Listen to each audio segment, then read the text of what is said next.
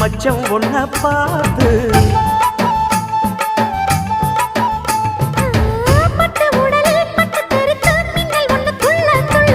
வெக்கம் துடிக்க விளக்கணைக்க ஜன்னல் கண்ணை மூடிக்கொள்ள 10 நாள் கழிச்சு தாண்டி கதவை திறக்கணும்